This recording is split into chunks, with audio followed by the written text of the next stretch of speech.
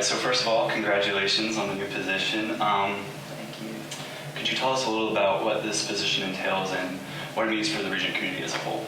Sure. Basically, the position is to help facilitate spirituality for undergraduate students, and we do that through a few different ways. We have mission trips, service trips, 2 chapels a week, University Chapel on Wednesday, Unchapel Thursday night, as well as life groups, which are small group environments that are held in the Commons for students, like small group Bible study. So the Director of Campus Ministries oversees all of those things, make sure that they're happening, and make sure that students' spiritual needs are being met. So, what are some differences between what you've been doing previously and what you're doing now? Sure. Previously, I was the discipleship coordinator and the worship coordinator.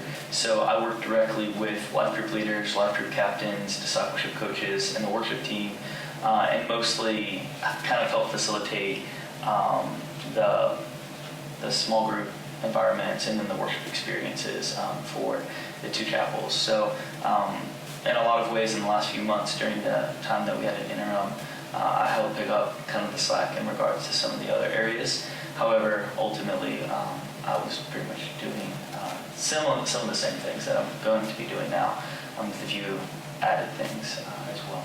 Mm-hmm. So what are some ways that your past experience has helped prepare you for being the Director of Campus Ministries? Yeah, I've served here, and I've been working for the university for 3 years full time, and then 2 years before that I worked as a contract worship leader.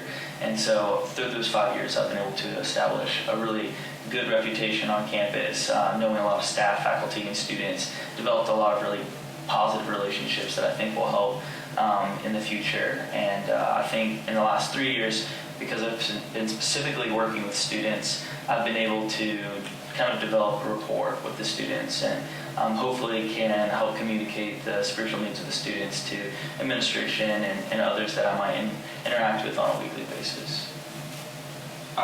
What do you hope to achieve as the Director of Campus Ministries, and are you planning any big changes now that you're at the helm? That's a good question. One of the things that I've been thinking about a lot is just really trying to focus on Jesus. I know that sounds kind of silly and maybe a little trite, but I think it's really easy, even in a Christian school, to kind of wander away into opinions and thoughts. But really, I'd like to focus more on the life of Jesus and focus on the life he lived and the way he lived, and try to encourage students to live in a similar fashion. I've been thinking about Romans 8 and the verse that speaks about us being conformed to the image of the Son. Is something that I hope that every student, when they leave this place because of Campus Ministries, will be able to say, I'm a little bit more conformed to the image of the Son than I was when I first came here. Big changes. As of right now, nothing significant. We are planning some restructuring within Campus Ministries to see how we can better facilitate the needs of the students. And so we have a great staff of student workers, and then eventually, we'll also be hiring a discipleship coordinator that will help facilitate some further plans that we have. So I don't know, deep down, I'd really like to see an international trip at some point, but we'll just have to see how it goes. Mm-hmm. Most students at Regent are familiar with you from Chapel and Unchapel, but for those who may not be that familiar, could you give us a brief summary of your background? Sure. I'm a local, number one. Grew up about 30 minutes from here, and went away to Liberty University. I pursued 2 degrees there. I did my bachelor's in biblical studies, and then minored in speech and communications, biblical Greek. Got my master's in worship studies there. Came back to the area, served in a local church for a number of years as the administrative assistant, as well as the director of creative arts, helping that church facilitate their worship services and their worship teams, etc. And then I came back to school to Regent to pursue a second master's, the Master of Divinity, and I just finished that in December. And so during that time is when I started getting more involved with campus life, which wasn't too hard because when I had been in my undergrad and my first master's, I had worked for the campus pastor's office. And so I had about 3 years that I served in that university setting.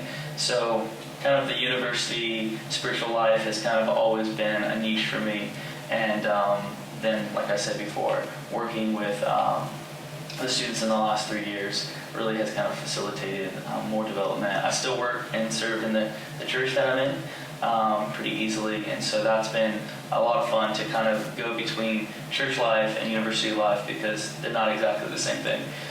So I'm excited about what's currently going on here at the university, and I'm just hoping to continue to grow in my role here and to really help see, like I said before, the spirituality of students grow in a pace that they've never had before.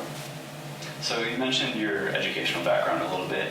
Was there anything that you aspired to be? I mean, did you think you would be Director of Campus Ministries one day?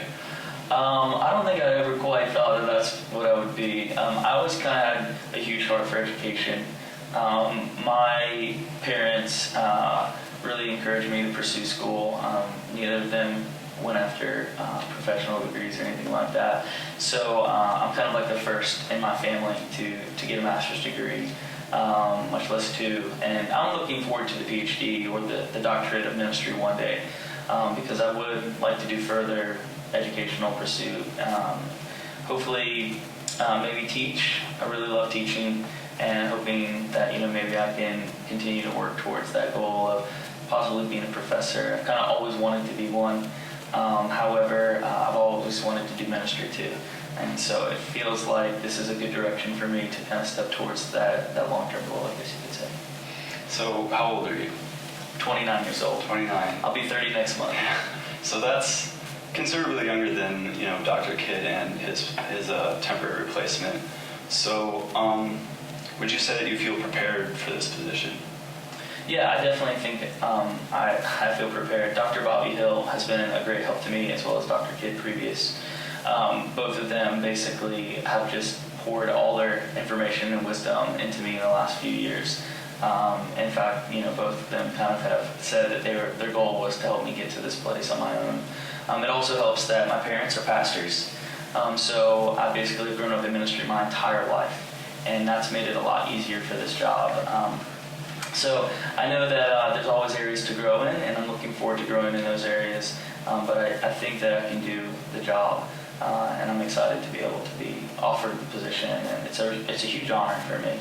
Like you said, being such a young man, to be able to lead people, but I believe that God calls us to do cool things, and I think this is something He's called me to.